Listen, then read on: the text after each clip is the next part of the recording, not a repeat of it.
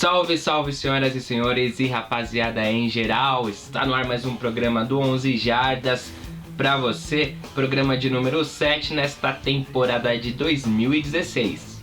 Muito obrigado pela sua audiência, você que nos acompanha pelo nosso canal no YouTube, youtube.com/11jardas. Não se esqueça de se inscrever no nosso canal porque isso nos ajuda muito. E você também que nos acompanha pela TV Cidade, seja pela internet, pelo site da TV Cidade ou pelo seu televisor aí na região de Osasco pela Cabonet. Um salve especial para o Pedro Rosa. Encontrei o Pedro em um shopping aí em São Paulo. Ele veio falar comigo, né? Falou que assistia o programa, que curtia o programa. O Pedro, que era jogador do Monsters, né? O São Paulo Monsters, que foi campeão da For Freedom Cup ano passado, né? Esse ano o Pedro vai ter que se afastar um pouco aí do futebol americano, mas espero que você volte logo, meu caro. Muito obrigado pela sua audiência. Um salve especial pra ti, Pedro Rosa. E eu começo o programa de hoje então falando do Campeonato Paranaense da FPFA, semana número 6. No sábado, Brown Spiders e Paraná HP se enfrentaram e fizeram um jogo muito bom pelo jeito, hein? Um placar apertado, vitória do HP por 13-12, apenas um ponto de diferença. Esse jogo aí valia a liderança da divisão Tibagi. E em Cambé, o Norte Paraná recebeu o Londrina Bristol Becks. Era jogo de vida ou morte para os mandantes, que com a derrota aí 16-10 para os visitantes, né? O Norte Paraná não tem mais nenhuma chance de passar para os playoffs. Bom, e esse jogo aí do Bristol Becks contra o Norte Paraná teve uma curiosidade aí, uma eventualidade que aconteceu. Não é comum acontecer isso, mas aconteceu um gravíssimo erro, né, de arbitragem que, segundo a comissão de arbitragem, né, da Federação Paranaense, a princípio passou despercebido pela maioria ali das pessoas dos times, dos árbitros que da equipe de arbitragem, né, que apitou essa partida entre o Bristol Becks e o Norte Paraná. E o erro foi o seguinte: a partida estava empatada, terminou o seu tempo regular empatada 10-10, e na prorrogação o time de Londrina anotou o touchdown e a equipe de arbitragem encerrou a partida, né, com o touchdown do Bristol Becks. Porém, como aqui usamos as regras da NCAA, o esporte universitário dos Estados Unidos, né, o futebol americano universitário no caso, o que teria que ter acontecido? Tanto o Bristol Becks quanto o Norte Paraná deveriam ter tido uma posse de bola. No caso, então, o time do Norte Paraná deveria ter tido uma posse de bola também e ter anotado, no mínimo, o touchdown para continuar a prorrogação. Se o Norte Paraná faz um field goal ou não pontua, aí encerra a partida com a vitória do Bristol Becks. Se o Bristol Becks, por exemplo, tivesse feito um field goal ao invés de um touchdown, o Norte Paraná deveria ter tido também a posse de bola, né, e poderia ter anotado um touchdown e sido o vencedor da partida. Enfim, este foi o erro. A partida foi encerrada na prorrogação quando não deveria, porque o Norte Paraná não teve a sua posse de bola, e foi um erro que determinou aí também a eliminação da equipe do Norte Paraná. A gente vai ver na classificação. Na divisão Iguaçu nada mudou, não houve jogos neste final de semana por essa divisão.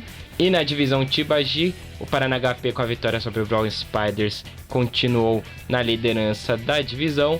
O Brown Spiders, então, segundo colocado, as duas equipes já classificadas, assim também como o Londrina Bristol Becks, que vencendo o Norte Paraná, acabou com todas as chances do último colocado. Portanto, essas três equipes já estão garantidas nos playoffs: Paraná HP, Brown Spiders, Londrina Bristol Becks. Norte Paraná, último colocado aí na divisão, está fora dos playoffs, e essas equipes ainda farão mais um jogo na competição. São 4 jogos na temporada regular para cada equipe. Bom, e lembrando então que aí no Campeonato Paranaense se classificam as 3 melhores equipes de cada divisão, né? Então só a última colocada de cada divisão que não vai avançar para os playoffs. E lembrando que os 2 primeiros, né, os campeões de cada divisão, eles se classificam direto para as semifinais. Semana 8 do Campeonato Gaúcho, 2 jogos neste final de semana. O Bulldogs FA recebeu em Venâncio Aires no sábado o Bento Gonçalves Snakes e foi derrotado pelos visitantes 31 1-0. Já no domingo em Porto Alegre, duas equipes da capital gaúcha, Porto Alegre Pumpkins e Restinga Redskins. Vitória do Pumpkins por 25-15. A equipe já está classificada para os playoffs. Vamos conferir a classificação geral aí, né? As equipes estão divididas, né, em dois grupos, em duas conferências, leste e oeste, mas o que vale aí para os playoffs é essa classificação geral, que o Santa Maria Soldiers lidera por enquanto, campanha de 3-0 e melhor saldo que o também 3-0 Porto Alegre Pumpkins, né? Então vai ficando na liderança o Soldiers pelo saldo de pontos. O Juventude FA é o terceiro, seguido pelo Santa Cruz Chacais, também um desempate pelo saldo de pontos aí, as duas equipes com 2 vitórias e nenhuma derrota. Em quinto lugar, o Ijuí Drones com 1 vitória e 2 derrotas, assim como o Bento Gonçalves Snakes, que com a vitória deu um salto aí na classificação, entrando para a zona de classificação também, né, com 1 vitória e 2 derrotas e um saldo negativo, a única equipe com saldo negativo aí das, por enquanto, classificadas. Sétimo colocado, Restinga Redskins, depois Porto Alegre Bulls, as duas equipes também com 1 vitória e 2 derrotas, ficando fora da zona de classificação pelo saldo de pontos e sem vencerem ainda na competição. São Leopoldo Mustangs 3-0 e Bulldogs FA também 3-0. E aí no caso do Campeonato Gaúcho se classificam 6 primeiros colocados dessa classificação geral que a gente mostrou aí para vocês, e os 2 primeiros também se classificam direto para as semifinais. Subindo para o Centro-Oeste, no Campeonato Candango da Federação Brasiliense de Futebol Americano, apenas um jogo nesta rodada, na rodada 4.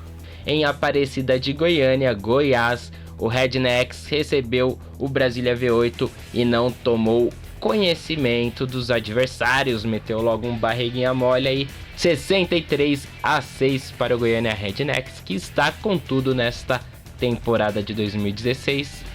É o líder, vamos para a classificação, tá aí o líder do Candangão com 3 vitórias em 3 jogos, né, invicto, e seguido aí na classificação pelo Tubarões do Cerrado, Leões de Judá e o Brasília V8. O Goiânia Rednecks já está classificado aí para a final do Campeonato Candango de Futebol Americano. As duas primeiras equipes após a temporada regular farão a final do Campeonato Candango de Futebol Americano. E assim encerramos o primeiro bloco, mas daqui a pouquinho tem mais 11 jardas para você aqui na TV Cidade e também, claro, no YouTube, né? Não saia daí, daqui a pouquinho eu tô de volta.